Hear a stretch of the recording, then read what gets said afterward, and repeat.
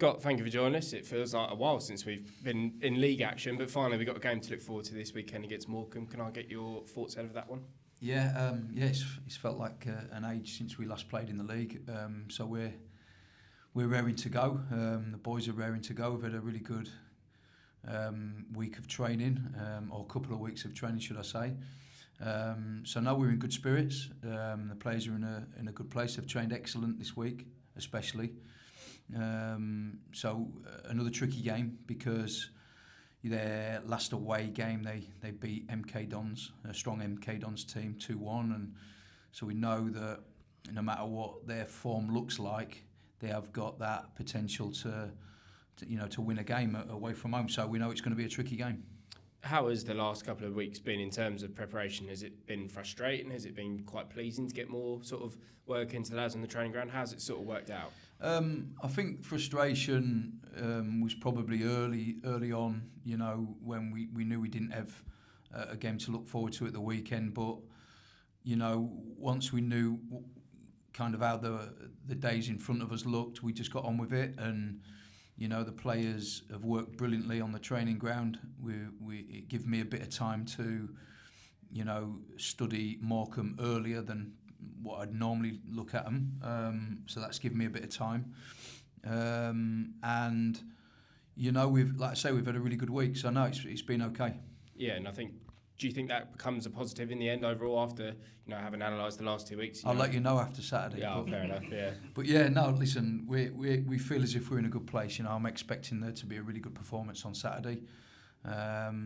But yeah, I'll let you know after the game. And obviously Morecambe, as you said, we know what they can bring to us. It's going to be another tough game inside in good away form, so we're going to need to be at the top of our game, aren't we? For sure, yeah, for sure. Listen, there's no easy games at this level. I know, you look at their form, you would argue that it's not been great, but like I say, they have won some games where they've played tough opposition away from home, and like I said, the MK Dons one is an highlight really, where they went to MK and beat them 2-1, and I watched that game, and they've got some real threats. So we know we've got to be on our mettle, and we've got to be at our very best to get anything from the game. Yeah, and I suppose it's a chance for some fitness to come back into the lads. Some of the ones who have been missing out, especially considering all these games have still got to be played at some point. So, eventually towards sort of March, April time, they're all going to start catching up, aren't they? Yeah, they're stacking up now, aren't they? So I think I was asked that question a couple of weeks ago about the fixture build-up, but I don't suppose it was any worse than this time last year. I think around this time last year we had 22 games left. I know that the season went on a week longer, but it's no different really, so it shouldn't be a problem. Thank you. Excellent. Scott, transfer window. We're on the final day today. Where are we? Are you expecting anyone coming in? Yeah, I am still. I'm waiting for an update from the owners. They've been working extremely hard in the background, trying to put things together. So, like I say, I'm waiting for an update on that. But yeah, I'm still hopeful that we'll get one or two, or if not maybe three, in the building between now and 11 o'clock tonight. And would that be too soon for them to be included at the weekend, do you think? Maybe not. Depends on which ones we get in. Will depend on that. So, I've prepared the team accordingly for Saturday without them because I have to. Yeah. And then we'll see what happens. Yeah, it's been a relatively quiet one. In previous years, we've seen Crawley bring in quite a few. Yeah. Well, not for you, understandably. I mean, from the outside looking in, yeah, quiet. Of course, yeah, I understand. And from the outside, it looks like Crawley probably haven't got the biggest budget. If you had a massive budget, would that make it harder because you'd feel like you have to spend it, and would that potentially disrupt the team, or does it having a smaller budget help in any way? Well, I think first of all, there's a lot of work that goes in behind the scenes just to bring one player in, no matter what your budget is. I think that goes without saying. We've kind of like had a few Zoom meetings with the owners and kind of looked at what we want to bring in and looked at not just the areas we want to bring in on the pitch, but also personnel, targets. And then kind of the guys are in the background, going to work with trying to make that happen. Whether we've got a big budget, small budget, or an indifferent one, it's the same work. You know, I think that the squad that we built in the summer has done extremely well.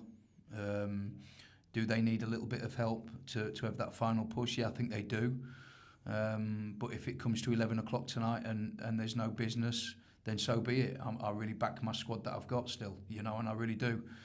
Do I need some help? Yeah, I think we do. You know, and I'll stand here and say that. I think that it's clear to see that maybe another striker, you know, maybe a midfield player who can play kind of different positions as well, possibly, you know, and possibly even a defender coming in would be kind of the areas that we're looking at. But like I say, I don't think it matters whether you've got a big, massive budget, a small budget, or whatever it is. The work still needs to be done no matter what. Yeah.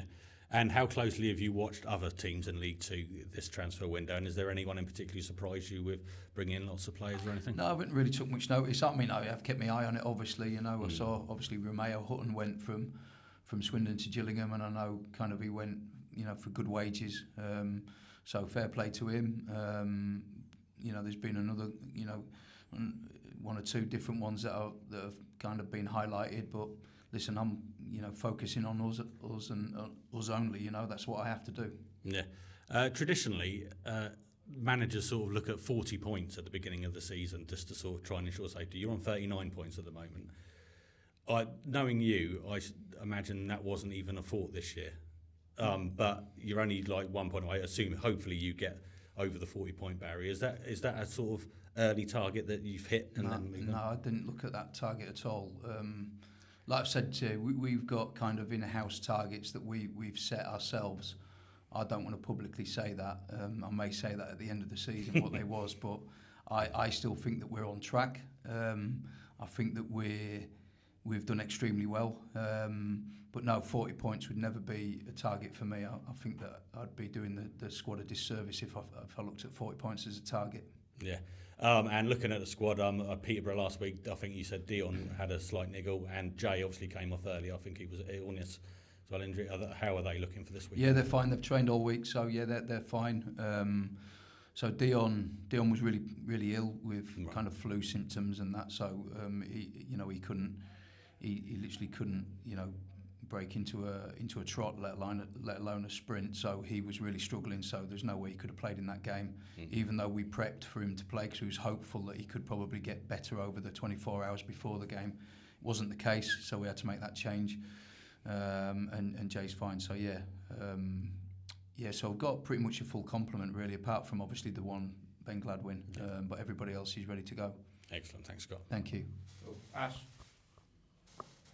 Scott, there's no doubt about it. Crawley have really kicked on this season, a massive, significant improvement, and the fact that we're even, you know, talking about flirting with reaching the playoffs or finishing around those levels is testament to how well you've structured the team and how well they've played. But say you don't get any more business done over the line this January transfer window, do you think your squad can fulfil their potential that they have that season? Yes, I do, and I think that with what we've built in terms of the culture, with how we work every day, if we was not to do any business, I think the players would come together even stronger.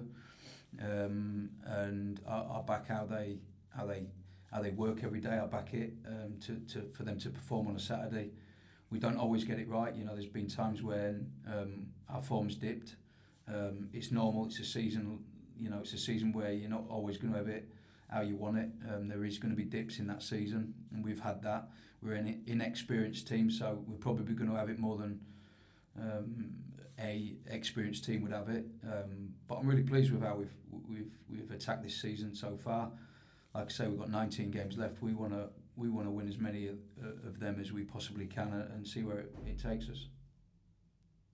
Sorry to repeat yourself, Scott, but what would kind of be your explanation to the fans sitting at home? We've had the one confirmed signing. We've had Lawrence Maguire, become permanent with the club as well. But what's your explanation to that fan sitting at home, wondering why there hasn't been, a bulk of new players brought in, or would you say that this is fairly normal when you compare it to Crawley's last January transfer window?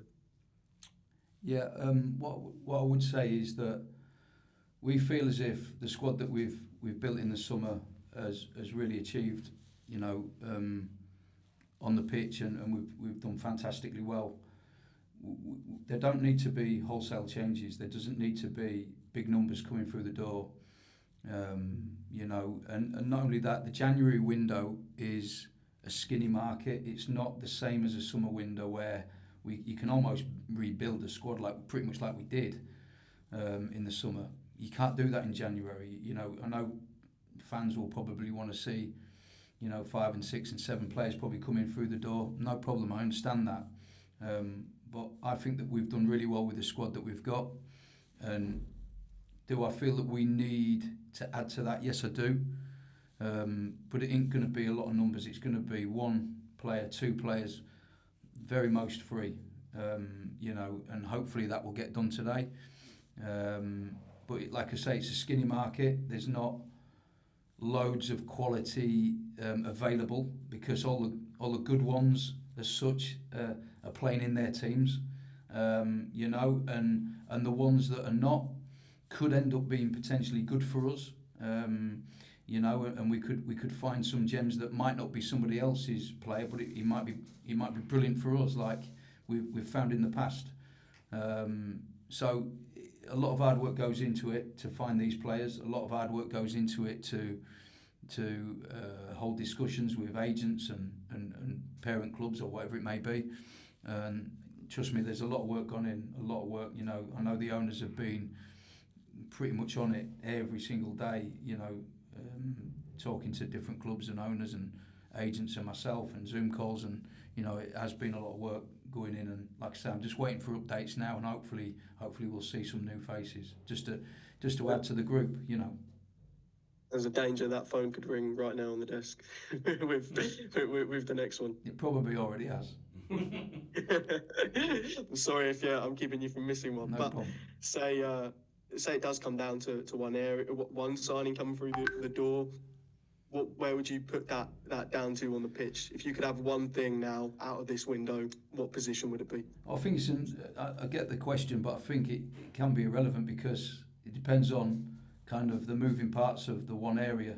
It might end up being the player that we least need that we get through the door. You know what I mean? So I don't want to kind of highlight that, but I think it is clear to see that Dan Horsey's done an amazing job on his own, really, as a striker, and there's not been very many times I've been able to take him off the pitch because we've not really had a natural striker to replace him and give him kind of a rest at times, So I suppose that in a way that's probably one area we do need. But like I say, I don't want to say that's it. That's just that area because we're working extremely hard to make that happen. But we'll see. And you spoke about how you think you've done extremely well with the squad that you've got this season as well. But also when you look back on the fact that where you are in the league and the fact that you've also made Lawrence Maguire a permanent deal. That is testament to the recruitment that Crawley had in the summer as well, to see how much they're reaping the rewards from those signings. I think that the recruitment in the summer was outstanding, if I'm honest with you. I thought it was very, very good.